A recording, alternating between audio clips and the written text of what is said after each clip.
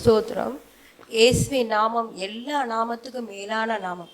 அந்த நாமத்தை சொல்லும் போதே பார்த்தீங்கன்னா ஒரு தைரியம் நம்மளுக்கு வரும், ஒரு சந்தோஷம் வரும்.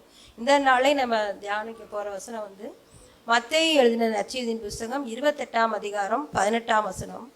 மத்தேயு 28:18.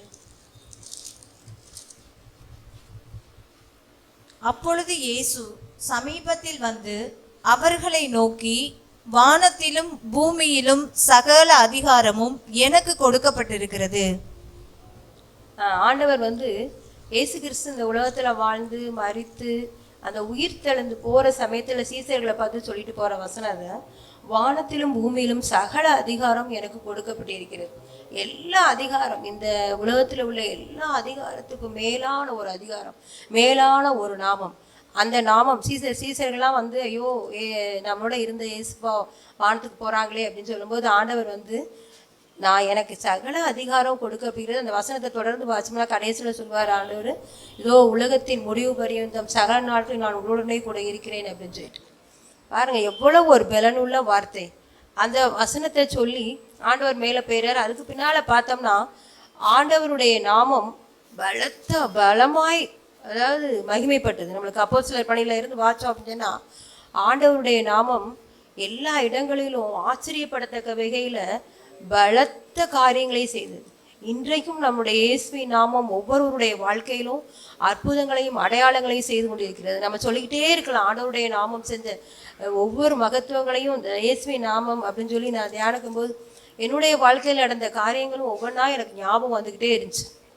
பாருங்க, ஒவ்வொருத்தரையும் நம்ம எழுப்பிவிட்டு அவ்வளவு நம்ம எல்லாமே நம்ம அசைகிறது, மூச்சு விடுறது எல்லாமே இயேசுனுடைய நாமத்தில் தான். அப்போஸ்தலர்கள் காலத்தில் பார்த்தீங்கன்னா அவங்க பெந்தெகோஸ்தே என்ற நாள் வந்தபோது பரிசுத்த ஆவியானவரால் நிரப்பப்படுறாங்க. அன்றையிலிருந்து ஒரு புதிய அவங்களுடைய ஒரு பலத்தோடு ஆண்டவருடைய நாமத்தை அவங்க மகிமைப்படுத்தும்படியான பெரிய பெரிய காரியங்களும் அற்புதங்களும் அவங்களுடைய வாழ்க்கை நடக்கும்.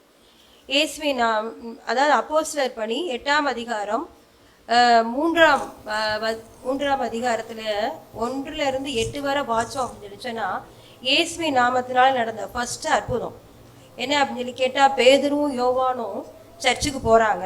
சர்ச்சுக்கு போகும்போது வாசலில் வந்து பிச்சை எடுக்கிறதுக்காக ஒரு பிறவியிலேயே சப்பானியாக பிறந்த ஒரு மனுஷனை கொண்டு வந்து அங்கே வாசல் வைக்கிறாங்க. எப்பயுமே அந்த வாசலில் அவர் பிச்சை எடுக்கிறதுக்காக வைப்பாங்க. அதே மாதிரி அந்த நாள்லையும் அவங்க கொண்டு வந்து அந்த சப்பானியாக இருக்கிறவரை வந்து தூக்கிட்டு வந்து வைக்கிறாங்க. அப்போ தான் வந்து பேதுருவும் யோவானும் சர்ச்சுக்குள்ள நுழையிறதுக்காக போகிறாங்க. அவங்க ஏதாவது காசு கொடுப்பாங்க அப்படின்னு சொல்லி அவர் வந்து கையை ஏந்துறாரு. ஆனால் அவங்க வந்து சொல்கிறாங்க, எங்கள்கிட்ட பொண்ணோ வெள்ளியோ எங்கள்கிட்ட இல்லை, இயேசுவின் நாமத்தினால நீ எழுந்து நட அப்படின்னு சொல்லி கையை பிடிச்சி தூக்கி விட்றாங்க. அதை வாசிக்கலாம். 3ஆம் அதிகாரம் 1ஆம் வசனத்திலிருந்து வாசிங்கள. ஜெப வேலையாகிய 9ஆம் மணி நேரத்திலே பேதுருவும் யோவானும் தேவாலயத்துக்கு போனார்கள். அப்பொழுது தன் தாயின் வயிற்றிலிருந்து சப்பானியாய் பிறந்த ஒரு மனுஷனை சுமந்து கொண்டு வந்தார்கள். தேவாலயத்திலே பிரவேசிக்கிறவர்களிடத்தில் பிச்சை கேட்கும்படி நாதோறும் அவனை அலங்கார வாசல் எனப்பட்ட தேவாலய வாசல் அண்டையில் வைப்பார்கள். தேவாலயத்திலே பிரவேசிக்க போகிற பேதுருவையும் யோவானையும் அவன் கண்டு பிச்சை கேட்டான். பேதுருவும் யோவானும் அவனை உற்று பார்த்து, எங்களை நோக்கி பார் என்றார்கள். அவன் அவர்களிடத்தில் ஏதாகிலும் கிடைக்கும் என்று எண்ணி அவர்களை நோக்கி பார்த்தான். அப்பொழுது பேதுரு, வெள்ளியும் பொன்னும் என்னிடத்தில் இல்லை, என்னிடத்தில் உள்ளதை உனக்கு தருகிறேன், நசரேயனாகிய இயேசு கிறிஸ்துவின் நாமத்தினாலே நீ எழுந்து நட என்று சொல்லி வலது கையினால் அவனை பிடித்து தூக்கிவிட்டான். உடனே அவனுடைய கால்களும் கரடுகளும் பலன் கொண்டது. அவன் குதித்து எழுந்து நின்று நடந்தான். நடந்து குதித்து தேவனை துதித்து கொண்டு அவர்களுடனே கூட தேவாலயத்திற்குள் பிரவேசித்தான். பாருங்களேன், எவ்வளவு ஒரு அற்புதமான காரியம் பாருங்க. பேதுரு அதுக்கு முன்னால வந்து பார்த்தீங்கன்னா இயேசு கிறிஸ்துவை மறுதளித்த பேதுரு, அவர் வந்து மிகவும் பயந்து ஒரு நடுங்கின சூழ்நிலையில் இருந்தவர். ஆனால் இயேசுவினுடைய அந்த உயிர்த்தெழுதலுக்கு பின்னால் பார்த்தீங்கன்னா அவங்க வல்லமையை தரித்து கொண்ட பின்னால் பரிசுத்தருடைய அபிஷேகத்துக்கு பெற்றுக்கு பின்னால் எவ்வளோ ஒரு அசால்ட்டாக இயேசுவின் நாமத்தினால அற்புதம் பண்ணுறாரு. உடனே அந்த சப்பானி உடனே எந்திரிச்சு நடக்கிறாரு, குதிச்சு எல்லாத்துக்கும் முன்னால் இந்த அற்புதம் நடக்குது. குதிச்சு எழுந்து சர்ச்சுக்குள்ளே போகிறார். சர்ச்சுக்குள்ளே போனதும் நம்ம 11ஆம் வசனத்தை வாசிங்களேன். குணமாக்கப்பட்ட சப்பானி பேதுருவையும் யோவானையும் பற்றி கொண்டிருக்கையில் ஜனங்கள் எல்லாரும் பிரமித்து சாலமோன் மண்டபம் எனப்பட்ட மண்டபத்திலே அவர்களிடத்திற்கு ஓடி வந்தார்கள். இப்ப பாருங்க, இயேசுவின் நாமத்தினால அற்புதம் நடந்த உடனே இப்ப இவங்க எந்த பிரசங்கமே பண்ணல, எல்லாம் ஓடி வர்றாங்க. எவ்வளவு ஜனக்கூட்டம் தெரியுமா? அதுல இருக்கும் வசனம் 5000 பேர் ரட்சிக்கப்பட்டாங்க அப்படின்னு இருக்கும், விசுவாசிகளானார்கள்.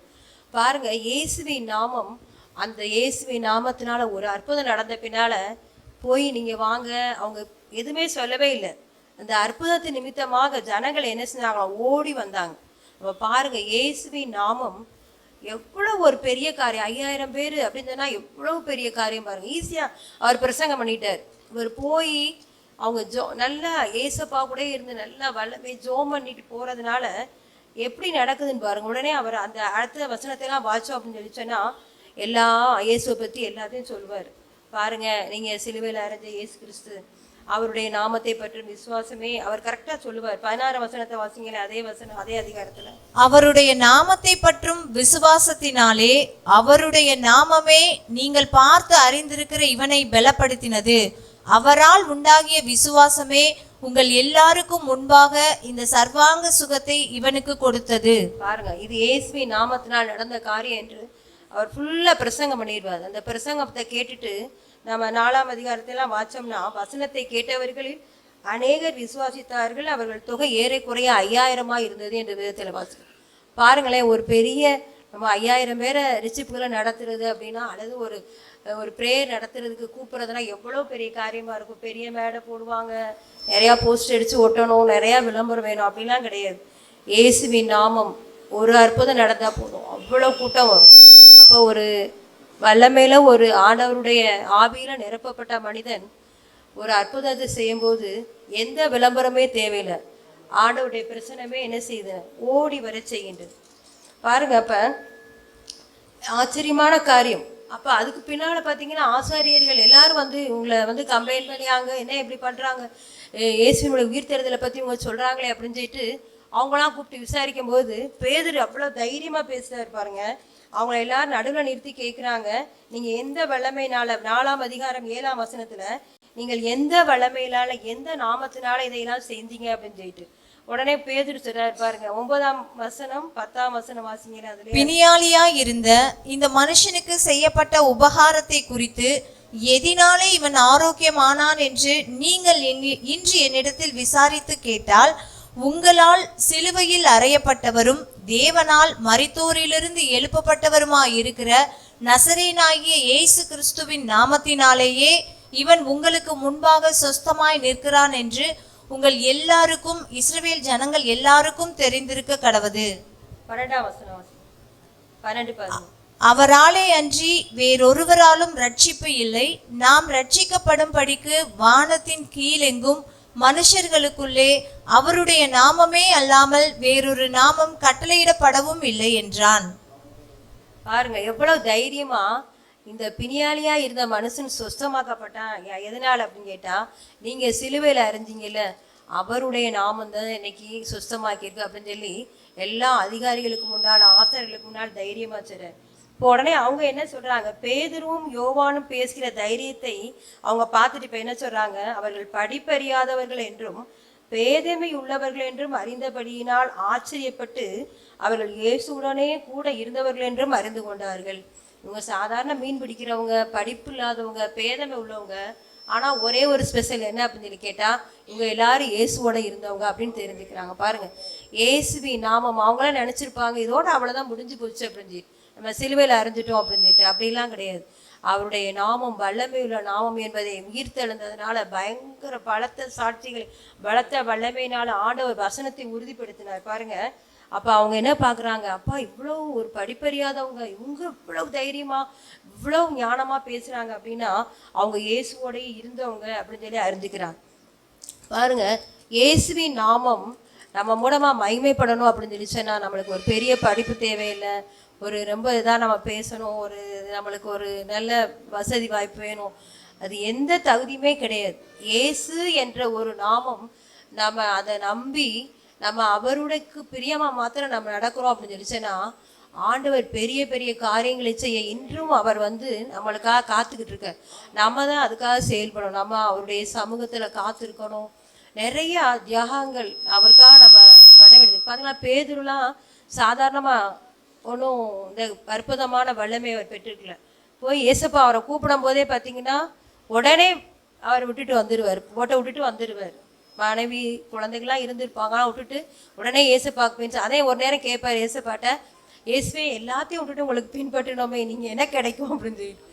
அப்போ ஆண்டவர் சொல்லுவாருப்பா, சும்மாலாம் உன்னை நான் வர சொல்லலை, இப்பயும் உனக்கு கிடைக்கும், மறுமையிலையும் கிடைக்கும் அப்படின்னு சொல்லுவார் ஆண்டவர்.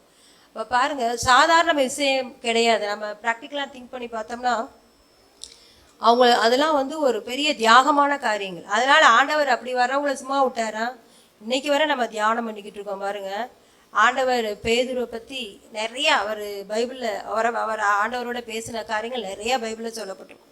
அப்போ பாருங்க, நம்ம இயேசுவோடு கூட நடக்கிற, நம்ம இயேசுவினுடைய நாமத்தை நம்ம சர்ச்சுக்கு வரோம் இயேசுப்பா பிள்ளை அப்படிங்கிறதோட இல்லாமல் அதை விட மேலானது அவருடைய காரியங்களில் நம்ம நடக்கிறது, அவருடைய வழிகளில் நடக்கிறதுங்கிறது சாதாரணமான காரியம் இல்லை. அதுக்கும் ஆண்டவருடைய கிருபை நம்மளுக்கு வேண்டும். அப்போ தான் வந்து நம்ம மூலமாக இயேசுவின் நாமம் மகிமைப்படும். நான் சின்ன பிள்ளையாக இருக்கும்போது பார்த்தீங்கன்னா நாங்கள் ஆர்சியிலேருந்து ரசிக்கப்பட்டவங்களாம்.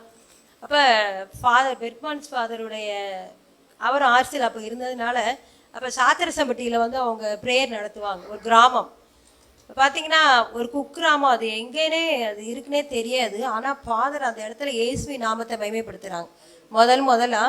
அப்போ உடனே அங்கே அற்புதங்கள் நடக்குது, அடையாளம் நடக்குது. கூட்டமாக போவாங்க. எங்கள் ஊரில் இருந்து பஸ் பிடிச்சி அது 2-3 பஸ் மாதிரி போகணும் அந்த கிராமத்துக்கு. அதுக்கு சரியாக பஸ்ஸு கூட இருக்காது, நடந்து போகணும்னு சொல்லுவாங்க, இறங்கி பஸ் ஸ்டாப்பில் இறங்கி. ஆனால் ஒவ்வொரு வாரமும் வெள்ளிக்கிழமை சாயங்காலம் போய் ப்ரேயர் ஆரம்பித்தா விடிய விடிய prayer full night prayer, fasting prayer.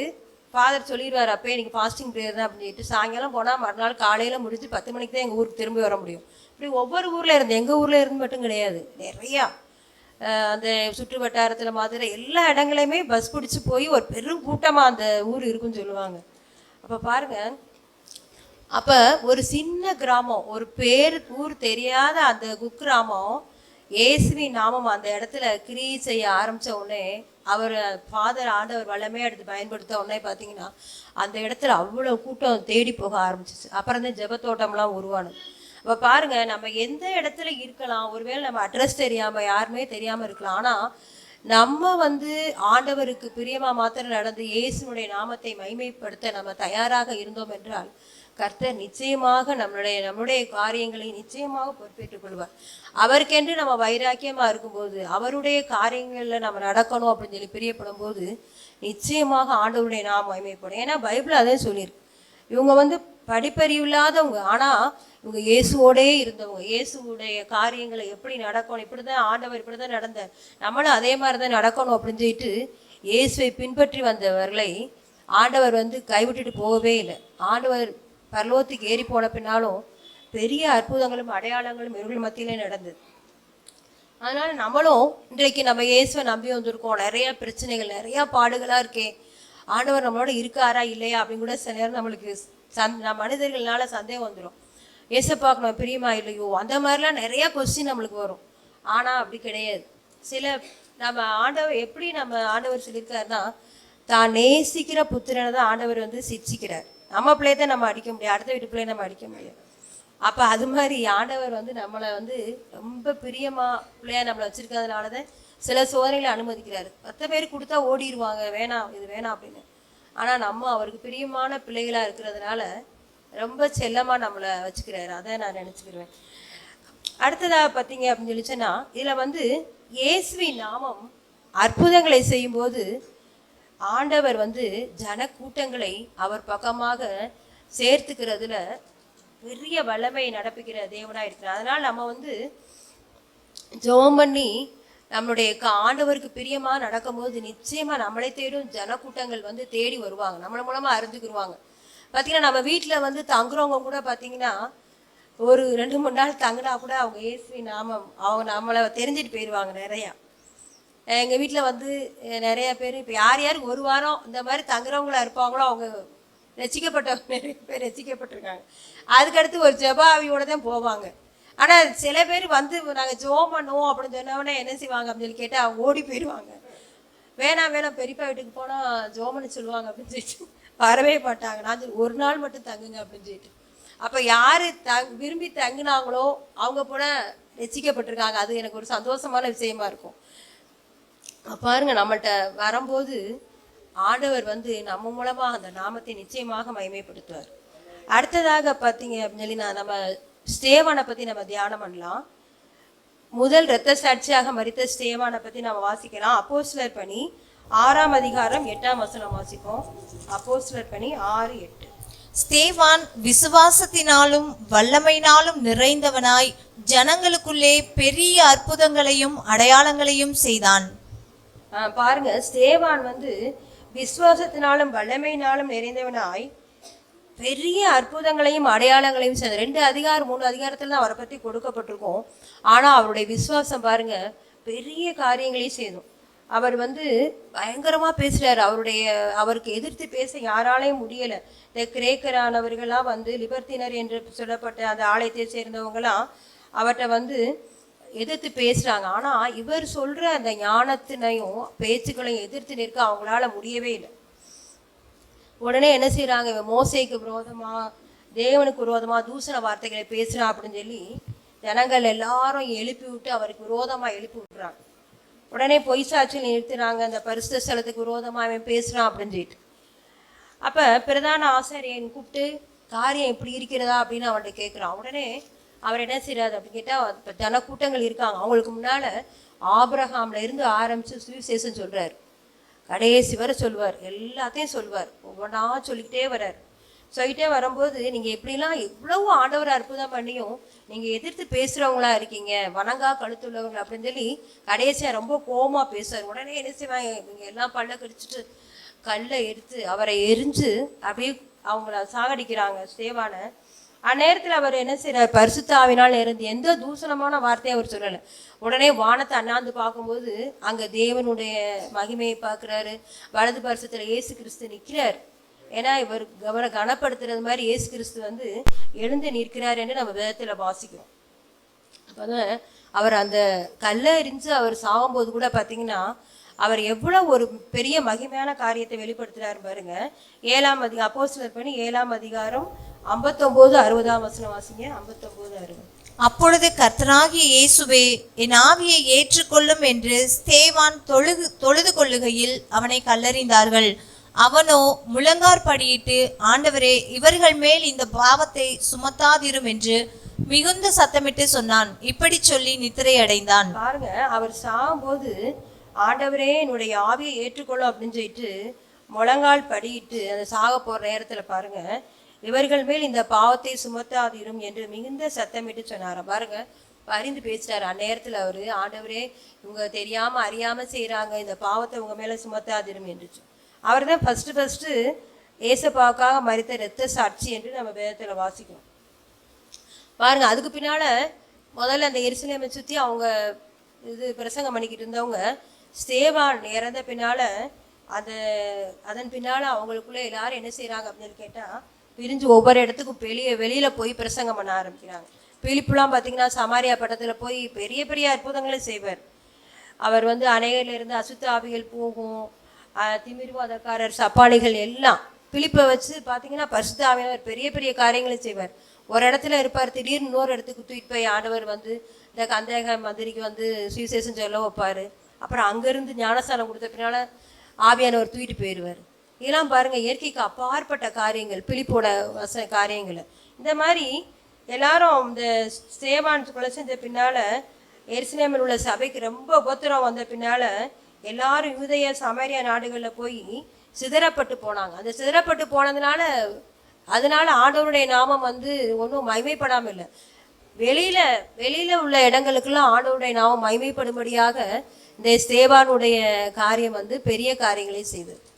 அதனால் ஆண்டவர் வந்து எந்த காரியத்தை செய்தாலும் அவருடைய நாமத்தை நம்பியிருக்கிற ஜனங்களை வந்து ஆண்டவர் வந்து அவருடைய நாமத்தை மகிமைப்படுத்தும்படியாகவே செய்வார், எந்த காரியம் நடந்தாலும். அதனால் நம்ம வந்து சோர்ந்து போயிடக்கூடாது. கர்த்தர் வந்து நன்மையான காரியத்தை தான் செய்வார், தீமையான காரியத்தை செய்யவே மாட்டார். என்றைக்குமே நம்ம எப்படி நம்ம பிள்ளைகளை பார்த்து நம்ம வளர்ப்போம். எந்த தீமையான காரியம் நம்ம செய்வோமா? பிள்ளை அப்பத்தை கேட்டால் நம்ம கல்லை கொடுப்போமா? கொடுக்கவே மாட்டோம். அதே மாதிரி ஆண்டவர் அதை விட ரொம்ப பார்த்து செய்கிறவர். நம்ம சாதாரண மனிதர்கள். அப்போ அப்படிப்பட்ட நம்பிக்கை நம்ம ஆண்டவர் மேலே வச்சுருக்கணும். நம்ம எப்படி நம்ம பிள்ளைக்கு தீமை செய்வோமா? நிச்சயமாக செய்ய மாட்டோம். எந்த தாய் எதாப்பனும் செய்யணும் நினைக்க கூட மாட்டாங்க. அப்போ அதை விட எத்தனையோ மடங்கு நம்ம மேலே அன்பாக இருக்கிற கர்த்தர் நம்ம வாழ்க்கையில் எந்த விதமான தீமையான காரியங்களையும் அனுபவிக்கவே மாட்டார். தீமையான காரியங்கள் மாதிரி நம்ம கண்ணுக்கு தோன்றது நம்ம சரி செய்கிறதுக்காக, நம்மளை சில பாடுகளின் பாதையில் நடத்துறது நம்ம இன்னும் ஆண்டவர் மேலே நம்பிக்கை வச்சு அவர் மேலே இன்னும் நம்ம நெருங்கி சேரணும் அப்படிங்கிறதுக்காக தான் சில காரியங்களை அனுமதிக்கிறார். அப்போ தான் நம்மளும் அந்த மாதிரியான பாடுகளில் இருக்கிறவங்கள நம்ம உணர்ந்து கொள்ள முடியும் அப்படிங்கிறதுக்காக அந்த காரியங்களை நம்ம அனுபவிப்போம். அதே மாதிரி தான் இந்த ஸ்தேவான் நிமித்தமாக அந்த உபத்திரவத்தை கூட ஆண்டவர் நன்மையான காரியமாகத்தான் முடிய பண்ணினார்.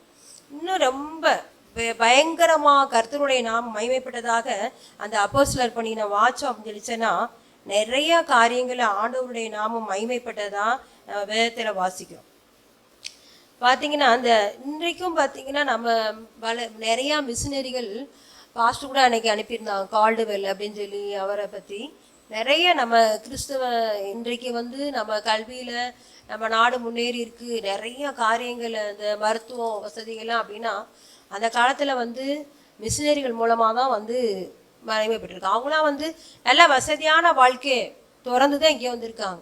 அவங்க ஃபாரினில் நல்ல வசதியாக தான் இருந்திருப்பாங்க. ஆனால் நம்ம இந்திய நாட்டுக்கு வரணும் அப்படின்னா இங்கே வெயில் அதிகம், அவங்க குளிர் தேசத்தில் இருந்தவங்க. அப்போ அதையெல்லாம் விட்டுட்டு இங்கே ஊழியம் பண்ணியிருக்காங்க அப்படின்னு சொல்லி சொன்னால் ஏதோ மதத்தை பரப்புறதுக்காக இல்லை. ஜனங்களுடைய அறியாமை, இவ்வளோ படிப்பறிவு இல்லாமல் இருக்காங்களே, இவ்வளோ மருத்துவ வசதி இல்லாமல் இருக்காங்களே அப்படின்னு சொல்லிட்டு நம்ம வேலூரில் சிஎம்சி ஹாஸ்பிட்டல் அதெல்லாம் ஆரம்பித்ததுக்கு ஹிஸ்ட்ரிலாம் நம்மளுக்கு தெரியும். நம்ம பாருங்கள் எவ்வளோ ஒரு தியாகத்தோடு பண்ண காரியம்லாம் அவங்க எதனால் வந்தாங்கன்னா இயேசுவி நாமத்தினாலது. இயேசுவி நாமம் எவ்வளவு அன்பான நாமம். இயேசுவி நாமம் எவ்வளவு இரக்கம் மன உருக்கம் உள்ள கர்த்தர். அவருடைய அந்த அன்பை வெளிப்படுத்துறது மாதிரி தான் அவங்களுடைய ஊழியங்கள்லாம் அமைஞ்சிச்சு. நம்ம வடக்க ஊழியம் பண்ணிக்கிட்டு இருக்க அந்த மாநில ஸ்டெயின்ஸ் ஊழியம் பண்ணுறது கிரகம் எந்த இல்லை ஒரிசாவில் அங்கே ஊழியம் பண்ணுறாங்க பாருங்கள். இன்றைக்கும் அவங்க கணவர் ஸ்டெயின், கிரகாம் ஸ்டெயின்ஸ், அவங்க 2 பசங்களையும் அவங்க ஊழியம் பண்ணிக்கிட்டு அவங்க டயர்டாக அந்த வேலையில் தூங்கும்போது அந்த பெட்ரோல் ஊற்றி அவங்கள அப்படியே உயிரோடு எரிச்சிட்டாங்க. பார்க்கும்போது நம்மளால் அதை பார்க்கவே முடியாது. அதை இப்போ ஒரு வீடியோ போட்டிருக்காங்க. நம்மளுக்கு ரொம்ப மனசு கஷ்டமாக இருக்கும், அதை பார்க்கவே முடியாது.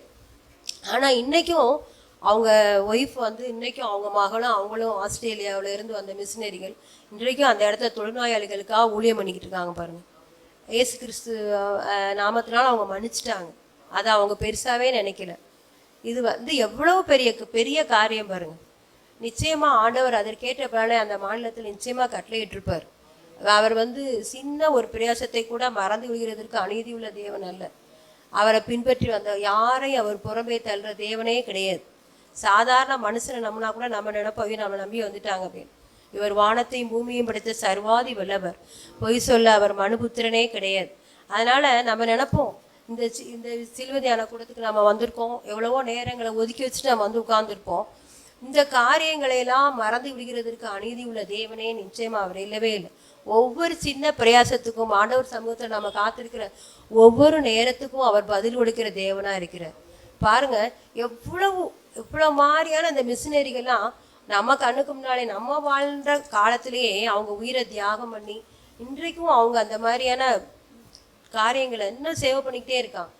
இன்னும் நம்ம கண்ணுக்கு தெரியாமல் நம்ம செவிக்கு கேட்காத காரியங்கள் எத்தனையோ மிஷினரிமார்கள் எவ்வளவோ ஒவ்வொரு நாளும் அவங்க கஷ்டப்பட்டு ஊழியம் பண்ணுகிற காரியங்கள்லாம் இயேசுவி நாமத்துக்காக அவங்க படுற பாடுகள்லாம் நம்ம இன்னும் கேட்காம இருக்கலாம். ஆனால் நம்ம அவ்வளவு கஷ்டப்படுறவங்க மத்தியில் நம்ம இன்னைக்கு நம்ம சொகுசாக தான் இருக்கோம். நம்மளும் என்ன செய்யணும், அந்த மிஷினரிமார்களுக்காக ஜெபம் பண்ணணும். இயேசுவி நாமத்தை இன்னும் சொல்லப்படாத இடங்கள் எப்படியாவது இயேசுவி நாமம் சொல்லப்போன்னு சொல்லி நம்ம டெய்லி நம்ம ஜெபம் பண்ணணும். ஆண்டவருடைய நாமம் இன்னும் ஆண்டவர் அவருடைய நாமத்தை மகிமைப்படுத்தணும். எப்படி என்னுடைய பிள்ளைகள் மூலமாக நான் கிரியை செய்யணும் அப்படின்னு சொல்லி அவர் காத்துக்கிட்டே இருக்கார். நம்ம அவருடைய செய்கையாக இருக்கிறோம் என்று நம்ம விதத்தில் வாசிக்கிறோம். அப்போ நம்ம என்ன செய்யணும் ஆண்டவரே, நான் என்ன செய்யணும் அப்படின்னு சொல்லி ஆண்டவர்கிட்ட நம்ம கேட்கும்போது நிச்சயமாக அதற்கான வழிவசலை ஆண்டவர் திறந்து விடுவார். அடுத்ததாக நம்ம வேதத்தில் வாசிக்கிறோம் அப்படின்னு சொல்லி சொன்னால் பவுலோட காரியங்கள். பவுல் அப்போஸ்தலர் நம்மளுக்கு எல்லாத்துக்கும் நல்லா தெரியும். அவரை பற்றி நம்ம நிறையா தியானம் பண்ணியிருப்போம். பவுல் அப்போஸ்தலருடைய காரியங்கள் நம்மளுக்கு தெரியும். முதல்ல ஆண்டவருடைய நாமத்தை அவர் சொன்ன எல்லாரையும் வீடு வீடாக போய் புருஷர்களையும் ஸ்திரீகளையும் இழுத்துட்டு போய் அவர் ஜெயிலில் போடுறாரு, அடித்து துன்புறுத்துறாரு. ஸ்தேவானுடைய மரணத்தில் அவரும் உடன் அந்த கொலை செஞ்சவங்களுடைய வஸ்திரத்தை வச்சிருந்தாரு, காவல் காத்தாரெலாம் நம்ம வேதத்தில் வாசிக்கிறோம். அப்படிப்பட்ட ஒரு பவுலுடைய வாழ்க்கையில் ஆண்டவர் அவருடைய நாமத்தை வெளிப்படுத்தின போது அப்படியே அவர் கீழ்ப்படிஞ்சார். இயேசுவே நீங்கள் என்ன செய்ய சுத்தமாக இருக்கு, நான் அப்படியே நான் கீழ்ப்படுகிறேன் அப்படின்னு சொல்லிட்டு வந்த நாட்கள் அவர் எப்படி ஆண்டவரே நீங்கள் என்ன சொல்கிறீங்களோ அதுக்கு நான் கீழ்ப்படுகிறேன்னு சொல்லி வந்த நாட்கள் முதல் அவருடைய வாழ்க்கையில் எத்தனையோ விதமான காரியங்கள். அவர் பெரிய வசதியான ஒரு மனிதர்னு சொல்லி நம்ம வேத ஆராய்ச்சிகள் சொல்கிறாங்க. ஒரு நல்ல ஒரு வசதியான குடும்பத்தில் பிறந்தவர் அப்படின்னு. ஆனால் அவர் பாருங்கள், எனக்கு எது எது லாபமாக இருந்துச்சோ அதனால் நான் இயேசுக்காக நஷ்டம் என்று கருதுகிறேன், குப்பையுமாக எண்ணுகிறேன்னு சொல்லி வந்தவர். அவருடைய அந்த ஊழியங்களெல்லாம் நான் வாசம் அப்படின்னு சொல்லிச்சோன்னா நிறையா பாடுகள், நிறையா கண்விழிப்புகள், நிறையா கப்பல் சேதங்கள், அப்படி நிறையா பார்க்கலாம். அவருடைய உடம்புலையும் பார்த்திங்கன்னா நிறையா வியாதிகள், என்னுடைய வியாதியை ஆரோசியாமல் இருந்தார்கள் அப்படின்னு சொல்லி சில வசனங்கள்லாம் வரும். இப்போ பாருங்கள், அவ்வளவு பலவீனங்கள் மத்தியில் அவர் ஊராக நாடாக போய் ஊழியம் பண்ணியிருக்கார். அப்போ எவ்வளவு எதனால இயேசுவின் நாமம். அப்போ அவர் அனனியாட்ட கூட ஆண்டவர் சொல்லுவார், என்னுடைய நாமத்து நிமித்தம் அவன் எவ்வளவா பாடுபட போகிறான் என்பதை அவனுக்கு காமிப்பேன் அப்படின்னு சொல்லிட்டு. அப்போ பாருங்கள், உடனே அந்த பரம தரிசனத்துக்கு அவர் கீழ்ப்படிஞ்சு இயேசுவினுடைய நாமத்துக்காக பெரிய பெரிய காரியங்களை செய்கிறார். ஆண்டவர் அந்த இயேசுவின் நாமத்து நிமித்தம் அவர் ஊழியம் பண்ண வந்ததுனால அவர் மூலமாக பலத்த காரியங்கள், அவர் உடுத்தியிருந்த கச்சைகள், உருமால்கள், அதை போட்ட உடனே பார்த்தீங்கன்னா அசுத்த ஆவிகள் புறப்பட்டு போகுது, நிறையா வியாதிகள் சுகமாகுது. அடுத்து ஐத்திகு என்ற வாலிபனெல்லாம் உயிரோடு எழுப்புறாரு. இப்படி நிறையா அந்த ஆண்டவரை நம்பி வந்த சீடர்கள் மூலமாக இயேசுவின் நாமம் பயங்கரமாக விருத்தி அடையுது. அப்போ பாருங்கள், அவங்களுடைய காரியங்கள்லாம் வாட்சோம் அப்படின்னு சொல்லிச்சேன்னா அவங்களுடைய பராக்கிரமமான காரியம், பராக்கிரமசாலி அந்த சொல்லுவோம் பராக்கிரமசாலித்தனம். ஆனால் அவருடைய தோற்றம் ரொம்ப அவரே சொல்கிறாரு, தோற்றம் எனக்கு பார்த்துக்க ரொம்ப மோசமாக இருக்கும், ஆனால் அவர் மூலமாக செய்யப்பட்ட காரியங்கள் பார்த்திங்கன்னா பயங்கரமான காரியங்கள் நிறையா. நம்ம வேகம் பூரா அதைத்தான் பார்த்துக்கிறோம். அவருடைய நிருபங்கள் எல்லாமே பார்த்திங்கன்னா அவர் எழுதுகிற நிருபங்களெல்லாம் நிறுத்தி வாசிக்கணும். அவ்வளோ நம்மளுக்கு புரிய சில வார்த்தைகள்லாம் திரும்ப 2-3 நேரம் வாசிச்சாதான் அந்த வார்த்தைகள் புரியும். அவ்வளவு நிறையா அதில் சத்தியம் புரிஞ்சிருக்கும். அவள் பாருங்கள் எவ்வளோ ஒரு ஞானமுள்ள ஒரு மனிதனாக இருந்திருக்கிறார் பாருங்கள். அப்போ பவுலுடைய அந்த ஊழிய நாட்களில் பார்த்தீங்கன்னா அப்போஸ்தலர் பணி 19ஆம் அதிகாரம் 11, 12, 13 வசனங்களை வாசிங்க. அப்போஸ்தலர் பணி 19, 11, 12, 13. பவுலின் கைகளினாலே தேவன் விசேஷித்த அற்புதங்களை செய்தருளினார். அவனுடைய சரீரத்திலிருந்து உருமால்களையும் கச்சைகளையும் கொண்டு வந்து வியாதிக்காரர் மேல் போட வியாதிகள் அவர்களை விட்டு நீங்கி போயின, பொல்லாத ஆவிகளும் அவர்களை விட்டு புறப்பட்டன.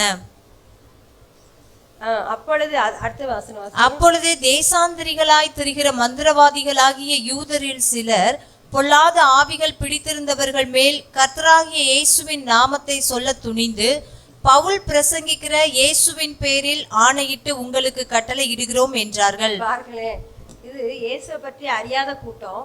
ஆனாலும் பவுல் இயேசுவின் நாமத்தை சொல்றதுனால பிசாசுலாம் ஓடுது, நம்மளும் சொல்லி பார்ப்போம் அப்படின்னு சொல்லி அவங்களும் சொல்றாங்க. பாருங்க, இயேசுவின் நாமம் அப்படி பிரபலமா ரொம்ப மகிமைப்படுச்சு. அவர் மூலமா அவ்வளவு எங்கே போனாலும் அற்புதம் அடையாளம்.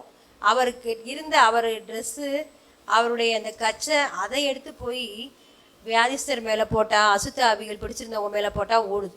எவ்வளோ பெரிய காரியம் பாருங்களேன். அப்போ எந்த அளவுக்கு ஆண்டவருடைய நாமம் மகிமைப்பட்டிருக்கும் பாருங்க. இந்த இவர்களெல்லாம் நம்ம தியானிக்கும் போது பார்த்தீங்கன்னா அவங்க இயேசுவி நாமம் பலமாக விருத்தி அடைகிறதுக்கு அவங்க வாழ்க்கையில் என்னென்ன தியாகம் பண்ணியிருக்காங்க அப்படின்னு சொல்லி பார்த்தோம்னா, பேதுரு எப்படி செஞ்சார் அப்படின்னு சொல்லி கேட்டால், அவர் ஏசப்பா கூப்பிட்ட உடனே வந்துட்டார். எதை பற்றி யோசிக்கல, குடும்பத்தை விட்டுட்டு ஊழியத்துக்குன்னு வந்துட்டார். அவங்க வந்து சொகுசான வாழ்க்கையாக வாழ்ந்தாங்க இல்லை, எங்கேயோ ஒரு தங்குறதுக்கு இடம் கூட கிடையாது. அந்த மாதிரியான காரியங்கள் எங்கே போனாலும் நடந்தே தான் போகணும் எல்லாம். அடுத்து பார்த்தீங்க அப்படின்னா ஸ்தேவானுடைய வாழ்க்கையும் அப்படி தான். அவர் பெரிய தியாகம், ஏசப்பாவுக்காக ஃபஸ்ட்டு இரத்த சாட்சியாக மறிக்கிறாரு. அடுத்து பவுலோட வாழ்க்கை அப்படின்னு எடுத்துக்கிட்டோம்னா அவரும் பார்த்தீங்கன்னா நிறையா நெருக்கடிகள், நிந்தைகள், அவமானங்கள் அப்படின்னு சொல்லி அவர் நிருபங்களை வாசிக்கும் போதெல்லாம் பார்க்கலாம். இவ்வளவு ஆண்டவருக்காக தியாகம் பண்ணும்போது ஆண்டவரும் அவருடைய நாமத்தை அவர்கள் மூலமாக மகிமைப்படுத்துறதுக்கு அவர் இன்னும் எவ்வளவு இவங்க தியாகம் பண்ணாங்களோ அதை விட அதிகமாக அவங்களுடைய நாமத்தை மகிமைப்படுத்தியிருக்கிறார். அதனால தான் பாருங்கள், இன்றைக்கும் நம்ம அவங்கள பற்றி தியானம் பண்ணிக்கிட்டே இருக்கோம், பேசிக்கிட்டே இருக்கோம். இந்த மாதிரியான காரியங்கள் நடந்திருக்கு அப்படின்னு சொல்லிட்டு இது வந்து ஒரு கட்டுக்கதையோ அல்லது சில பேர் சொல்லுவாங்க இதெல்லாம் உண்மையாக நடந்துச்சா அப்படின்னு சொல்லிட்டு கேட்பாங்க. உண்மையாக நடந்த காரியங்கள் எல்லாத்துக்கும் சரித்திரபூர்வமான உண்மைகள் இருக்கிறது. எல்லாம் நடந்த சம்பவம் எல்லாமே வந்து அங்கங்கே இருக்குது. நம்ம அவர் போன பிரயாணங்கள் எல்லாத்துக்குமே நம்ம சரித்திர சான்றுகள். இது ஒரு கதையே அல்ல. அப்போ நம்மளுடைய வாழ்க்கையிலும் இவங்களுடைய வாழ்க்கையில நம்மளுக்கு மாதிரியாக இருக்குது. நம்ம எபிரேயர் புத்தகத்தில் வாசிக்கிறோமே, மேகம் 12ஆம் அதிகாரம் 1ஆம் வசனத்தில் மேகம் போன்ற இத்தனை திரளான சாட்சிகள், இவ்வளவு சாட்சிகள் இருக்குது. இன்னும் நிறையா இருக்குது, நம்ம சொல்லிக்கிட்டே போகலாம், நிறையா தியானம் பண்ணிக்கிட்டே போகலாம். எவ்வளவோ பேர் இருக்காங்க, அவ்வளவு அவங்களாம் என்ன செஞ்சாங்க, உயிரை கொடுத்தாங்க, வாழால் அறுப்புண்டாங்க. அடுத்து பார்த்திங்கன்னா உயிரோட இதில் தீயில எடுத்து போட்டாங்க. அந்த மாதிரியான காரியங்கள்லாம் இருக்கும்போது நம்ம தானியேல் புஸ்தகத்தில் கூட வாசிப்போம். தானியேலை வந்து சிங்க குகையில் போட்டாங்க. சாத்ராக் மேசாக் ஆபேத்நேகோவை என்ன பண்ணாங்க, நெருப்பில் போட்டாங்க. அந்த மாதிரி ஆனால் இருந்தால் கூட அவங்களாம் வந்து அக்கினியினுடைய உக்கிரத்தை ஆண்டவர் அவிச்சு போட்டார், சிங்கத்தினுடைய வாய்களெல்லாம் கட்டினார். அதே மாதிரி இந்த புதிய ஏற்பாட்டு காலத்துலேயும் பார்த்திங்கன்னா நிறைய பாடுகள் உபத்திரவங்கள் வழியாக கடந்து வந்தாலும் ஆண்டவருடைய நாமம் கொஞ்சம் கூட குறையாமல் பலமாய் விருத்தி அடைந்து கொண்டே தான் வந்தது. அதனால் நம்மளுடைய வாழ்க்கையில் நம்ம சோர்ந்து போயிடக்கூடாது. நம்மளும் ஆண்டவர் நம்பி வந்த ஜனங்கள், நம்ம ஆண்டவர் நம்பி வந்திருக்கிறதுனால நம்மளுக்கு நிச்சயமாக பலன் உண்டு, அவரை தேடுகிறவர்களுக்கு பலன் உண்டு. அப்போ நம்ம என்ன செய்யணும் அப்படின்னு சொல்லி கேட்டால், நம்ம அவருடைய கட்டளைகளின் படி நடக்கணும். நம்ம வந்து ஜோம் பண்ணுறதோடையோ சர்ச்சுக்கு வர்றதோடையோ நம்மளுடைய காரியங்களை வந்து நம்ம ஏசப்பாக்கு பிரியமாக தான் இருக்கோம் அப்படின்னு சொல்லிட்டு நம்ம அதோட நம்ம நின்றக்கூடாது. இன்னும் அதுக்கு மேலேயும் என்ன அப்படின்னு கேட்டால், முக்கியமான காரியம் நம்ம ஆண்டவருடைய கட்டளைகளுக்கு கீழ்ப்படியும்.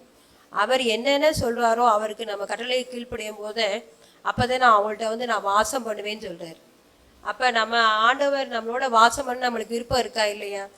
நம்மளுக்கு கண்டிப்பாக நம்மளுக்கு சந்தோஷம். இந்த ஆண்டவர் நம்மள்ட்ட வந்து வாசம் பண்ணால் நம்ம என்ன கேட்டாலும் ஆண்டவர் கொடுப்பார்.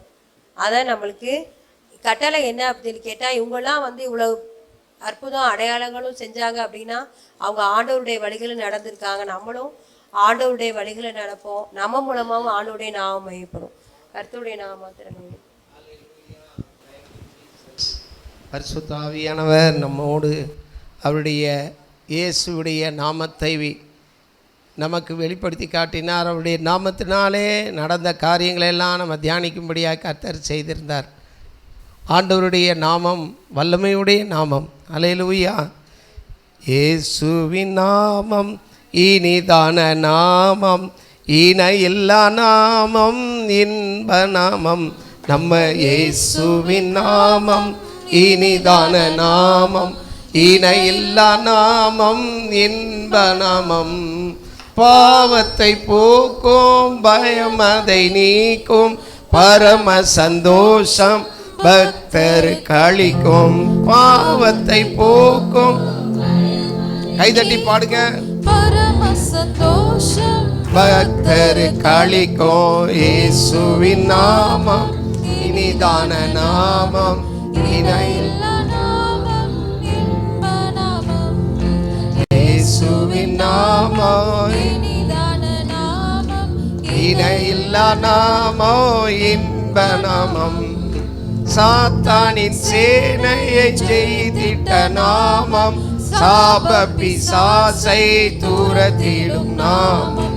சாத்தானின் சேனையை ஜெயித்திட்ட நாமம், சாப பிசாசை தூரத்திடும் நாமம். இயேசுவின் நாமம் இனிதான நாமம், இணையில்லா நாமம் இன்ப நாமம் நம்ம இயேசுவின் நாமம். இனிதான நாமம் வானிலும் பூவிலும் நாமம் வானிலும் பூவிலும் மேலான நாமம் இயேசுவின் நாமம். வானிலும் மேலான நாமம் இயேசுவின் நாமம். இயேசுவின் நாமம் இனிதான நாமம் இணை நம்ம இயேசுவின் நாமம் இனிதான இணையில்லா நாமம். நேற்றும் இன்றும் என்றும் மாறாத நாமம். என்றும் இன்றும் என்றும் நம்பினோரை என்றும் கைவிட நாமம். என்றும் மாறிட நாமம். அப்படியே எந்திரிச்சின்னு பாடுவோமா?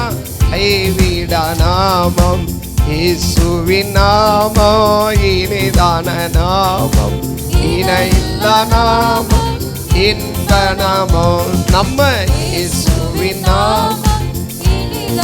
முழங்கால் யாவும் முடங்கிடும் நாமம் இன்ப நாமம். முழங்கால் யாவும் முடங்கிடும் நாமம் மூன்றில் ஒன்றாக ஜொலிப்பவர் நாமம்.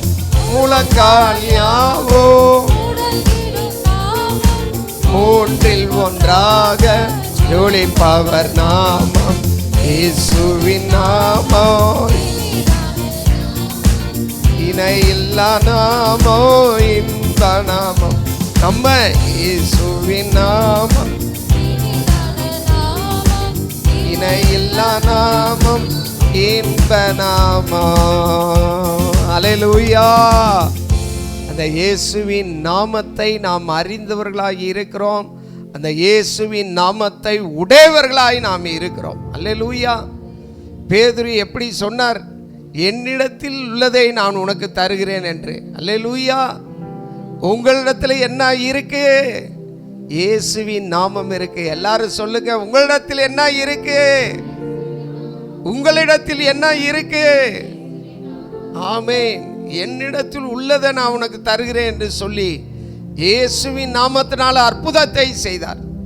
இன்றைக்கு பேதையர்களாகிய நம்மை, ஒன்றுமில்லாதவர்களாகிய நம்மை, அறியாதவர்களாகிய நம்மை, தாழ்ந்தவர்களாகிய நம்மை, சிறுமைப்பட்டவர்களாகிய நம்மை, பெண்களாகிய நம்மை, எளிய குடும்பத்தைச் சேர்ந்தவர்களாகிய நம்மை, ஏழைகளாகிய நம்மை உயர்த்துவதற்காகத்தான் இந்த நாமம் கொடுக்கப்பட்டு இருக்கிறது. ஹல்லேலூயா. உங்களை நீங்க அற்பமா எண்ணக்கூடாது. நீங்கள் இயேசுவின் நாமத்தை உடையவர்களாகிய பெரியவர்களாகி இருக்கிறீர்கள். அல்லேலூயா. ஆகவே நீங்களும் இந்த நாமத்தை பயன்படுத்தி அற்புதங்களையும் அதிசயங்களையும் செய்ய முடியும். இந்த நாமத்தை பயன்படுத்தி நோயாளிகளை சுகமாக்க முடியும். மரித்தவர்களை உயிரோடு எழுப்ப முடியும். ஆண்டவர் அவருடைய நாமத்தை உங்களுக்கு தந்திருக்கிறார். அந்த வல்லமையும் அதிகாரத்தை தந்திருக்கிறார். இயேசு சொன்னது போல வானத்திலும் பூமியிலும் சகல அதிகாரமும் எனக்கு கொடுக்கப்பட்டு இருக்கிறேன் என்று சொல்லியிருக்கிறார். ஆகவே பிரியமான தேவனுடைய பிள்ளைகளே, நீங்கள் அந்த நாமத்தை பயன்படுத்துங்கள். 3 தேவனுடைய பிள்ளைகளை கர்த்தர் நம்முடைய கண்களுக்கு முன்பாக கொண்டு வந்தார். முதலாவது நாம் அப்போஸ்தலனாகிய பேதுருவை பார்க்கிறோம். பேதுரு இயேசுவோடு கூட இருந்தவர். அவர் அந்த நாமத்தை பயன்படுத்தினார். இயேசுவின் நாமத்தினாலே பேதுரு மூலமாக பலத்த காரியங்கள் நடந்தது. அடுத்தபடியாக இயேசு இருந்த நாட்களிலே சுவிசேஷத்தை கேட்டு இயேசுவின் வார்த்தைகளின் நிமித்தம் நம்பிக்கை வைத்து சீசர்களில் ஒருவராக இருந்த ஸ்தேவானை பற்றி பார்த்தோம். ஸ்தேவான் பந்தி விசாரிப்புக்காரர், சாதாரணமான ஒரு உதவி ஊழியம் செய்கிறவர். அடுத்த ரேங்க் 2வது ரேங்க். ஆனால் கர்த்தர் அவரை கொண்டு பலத்த காரியங்களை செய்தார். அவன் விசுவாசத்திலும் அவன் வல்லமையிலும் நிறைந்தவனாய் காணப்பட்டான். அவன் சாதாரண ஆளாய் இருந்தாலும் அவன் விசுவாசத்திலே நிறைந்தவனாய் இருந்தான். நீங்களும் இயேசுவின் நாமத்தை குறித்த அறிவோடு விசுவாசத்திலே நிறைந்தவர்களாய் இருந்தால் ஸ்தேவானை போல பலத்த காரியங்களை செய்ய கர்த்தர் உங்களையும் பயன்படுத்துவார். ஸ்தேவானை கர்த்தர் நிலை நிறுத்தினார். பிரதான ஆசாரியர்களுக்கு முன்பாக, சனகரிப் சங்கத்துக்கு முன்பாக, அந்த செனட்டுக்கு முன்பாக தைரியமாக பேச கர்த்தர் வைத்தார். அரசு எதிர்த்தாலும் அந்த எதிர்ப்புக்கெல்லாம் அவன் பயப்படவே இல்லை. இயேசுவின் நாமத்தினாலே கடைசி மூச்சு இருக்கிற வரைக்கும் அவன் பேசி சாட்சியாக தன் ஜீவனை கொடுத்தான். பிரியமான தேவனுடைய பிள்ளைகளே, இயேசுவின் நாமத்தினாலே சாதாரண உதவிக்காரர்கள் கூட பலத்த காரியங்களை செய்ய முடியும். மூன்றாவதாக ஒருவரை கர்த்தர் ஞாபகப்படுத்தினார். அவர்தான் அப்போஸ்தலனாகிய பவுல். இயேசுவை அவருக்கு தெரியாது. அவருடைய தேசம் அந்தியோகியா தேசத்துக்கு அடுத்தபடியாக அந்த காஸ்பியன் கடல் மத்திய தரைக்கடைகளுக்கு அங்கே தர்சு பட்டணத்தை சேர்ந்தவர். ஆனால் அவர் எப்பயாவது பஸ்கா பண்டிகைக்கு இங்கே எருசலேமுக்கு வருவார். எருசலேமுக்கு வந்தபோது தான் விதமான ஒரு மக்கள் புரட்சி உண்டாகி இருக்கிறது. இயேசுவை பின்பற்றுகிறார்கள், மோசே விட்டு விட்டார்கள் என்ற செய்தி தெரிஞ்ச உடனே வைராக்கியம் கொண்டு அவர் செயல்பட்டார். பவுல் அப்போஸ்தலன் நம்மை போல ஒருவர். இயேசுவை பார்த்ததில்லை, இயேசுவின் செய்தி தான் தெரியும். ஆனால் அந்த பவுல் அப்போஸ்தலன் எழும்பி இயேசுவின் வார்த்தைக்கு முழுமையாய் கீழ்ப்படிந்தார். உம்முடைய நாமம் என்னன்னு கேட்ட உடனே, நீ துன்பப்படுத்துகிற இயேசு நானேன்னு சொன்ன உடனே அப்படியே தன்னை அர்ப்பணித்தார், ஒப்பு கொடுத்தார். எல்லாவற்றையும் விட்டு அவரை பின்பற்றினார். பிரியமான தேவனுடைய பிள்ளைகளே, தேவனுடைய வல்லமை பவுல் மூலமாக வெளிப்பட்டது. இயேசுவின் நாமம் மகிமைப்பட்டது. அவருடைய உருமால்கள் அவர் மேல் அங்கேயே எடுத்துட்டு போய் நோயாளிகள் மேல் போட்டார். நோயாளிகள் சுகமானார்கள், பிசாசு பிடித்தவர்கள் விடுதலை பெற்றார்கள். இயேசுவின் நாமம் பவுல் அப்போஸ்தலன் மூலமாக எவ்வளவு மகிமைப்பட்டது பாருங்க. அதை விட ஆச்சரியமான காரியம் என்னன்னா, பவுல் பிரசங்கிக்கிற இயேசு என்ற பெயரினால அசுத்தாவியை துரத்த மக்கள் வந்தார்கள். அப்ப பவுல் பிரசங்கிக்கிற இயேசுவின் பெயர் என்று எப்படி பேர் வருது பாருங்க. அல்லேலூயா! எப்படி ஒரு மதிப்பு பவுலுக்கு இருந்திருக்கிறது பாருங்க. இயேசுவின் நாமம் அப்படியாக கடந்து போனது. அன்பான தேவனுடைய பிள்ளைகளே, இன்றும் அந்த இயேசுவின் நாமம் மகிமைப்படுகிறதாய் இருக்கிறது. மேகம் போன்ற திரளான சாட்சிகள் வேதம் முழுவதும் நமக்கு அப்போஸ்தலர் நடபடிகள் புத்தகத்தில் எழுதப்பட்டிருக்கிறது. ஆகவே பிரியமான தேவனுடைய பிள்ளைகளே, பவுல் அப்போஸ்தலன் கீழ்ப்படிந்தார். அதனால அவர் மூலமாய் பெரிய பெரிய காரியங்களை கர்த்தர் செய்தார். ஆகவே ஆண்டவருடைய வார்த்தைகளுக்கு, அவருடைய கட்டளைகளுக்கு நாம் கீழ்ப்படிந்து நடக்க வேண்டும். ஆண்டவருடைய நாமத்துக்கு பயப்படுகிற பயம், அவருடைய நாமத்தை பற்றி கொள்ளுகிற இருதயம் நமக்கு இருக்க வேண்டும். ஏதோ நாமத்தை அறிந்ததோடு நம்ம நின்றுவிடக்கூடாது. அந்த நாமத்தை நாம் உடையவர்கள் என்று அதை பற்றி கொள்ளணும், அதை பயன்படுத்த வேண்டும். அதன் மூலமாய் நீங்களும் ஆண்டவரும் மகிமைப்பட வேண்டும். ஆண்டவர் தம்முடைய நாமத்தை மகிமைப்படுத்துவார். எப்படி நம்முடைய முன்னோர்களை மகிமைப்படுத்தினாரோ அதே போல இன்று சபையிலே இருக்கிற உங்களையும் மகிமைப்படுத்துவார். விசுவாசத்தோடு நீங்கள் ஜெபிக்கணும், விசுவாசத்தோடு பேசணும், விசுவாசத்தோடு நோயாளிகள் மேல் கைகளை வைக்கணும், விசுவாசத்தோடு பேய்களை துரத்தணும், மரித்தவர்களை உயிரோடு எழுப்பணும். கர்த்தர் உங்களுக்கு அந்த அதிகாரத்தை தந்திருக்கிறார். இதை அறிந்து கொள்ளுவோம், இதை பயன்படுத்துவோம். கர்த்தர் இந்த சிலுவை தியான கூட்டத்தின் மூலமாய் அவருடைய நாமத்தின் மகத்துவத்தை நாம் விளங்கிக் கொள்வது மட்டுமல்ல, நாமும் விடுதலை பெற்றவர்களாக இருக்க கர்த்தர் உதவி செய்வார். இந்த நாளிலேயும் இந்த சிலுவை தியான கூட்டத்தின் மூலமாய் கர்த்தர் நமக்குள்ளாகவும் அவருடைய நாமத்தின் வல்லமையை விளங்க பண்ணுகிறவராக இருக்கிறார். பரிசுத்த ஆவியானவரே, அப்பா உம்முடைய அசைவாடுதலின்படி இப்போதும் சபைக்கு வந்திருக்கிற, இதை ஆன்லைனில் பார்த்து கொண்டிருக்கிற ஒவ்வொருவருக்கும் இயேசுவின் நாமத்தில் இருக்கிற வல்லமையினாலே ஒவ்வொருவருக்கும் வேண்டிய விடுதலை உண்டாவதாக, பாவ மன்னிப்பு உண்டாவதாக, ரட்சிப்பு உண்டாவதாக, நோய்களில் இருந்து சுகம் உண்டாவதாக, தடைகள் மாறி ஆசீர்வாதங்கள் கிடைப்பதாக, நன்மைகள் நடப்பதாக, என்ன குறைகள் இருந்தாலும் குறைகள் மாறுவதாக, தேவைகள் சந்திக்கப்படுவதாக. எங்க சபையை நீர் நேசித்து ஆண்டவரே இந்த சத்தியங்களை விளங்க பண்ணுகிறீரே, அதற்காக நன்றி சுவாமி. வந்து ஒவ்வொருவரையும் கோடா கோடியாய் பெருக பண்ணுவீராக, வந்து ஒவ்வொருவரையும் ஆசீர்வதிப்பீராக. வராமல் தடைப்பட்டு போனவர்களை உணர்த்தோம். அவர்களை ஆண்டவரே நீங்க தான் ஏவி எழுப்பி நாளைக்கு நடக்கிற கூட்டத்துக்கு அழைத்து வர வேண்டும். ஆண்டவரே நம்முடைய கரத்தில் எல்லாவற்றையும் அர்ப்பணிக்கிறோம், நீர் பொறுப்படுத்திக் கொள்ளும். இயேசு கிறிஸ்துவின் நாமத்தில் ஜெபம் பண்ணுகிறோம் எங்கள் நல்ல பிதாவே, ஆமென். ஆத்துமாவே கர்த்தரை ஸ்தோத்திரி, என் முழு உள்ளமே அவருடைய பரிசுத்த நாமத்தை ஸ்தோத்திரி. என் ஆத்துமாவே கர்த்தரை ஸ்தோத்திரி, கர்த்தர் செய்த சகல உபகாரங்களையும் மறவாதே. ஆமென்.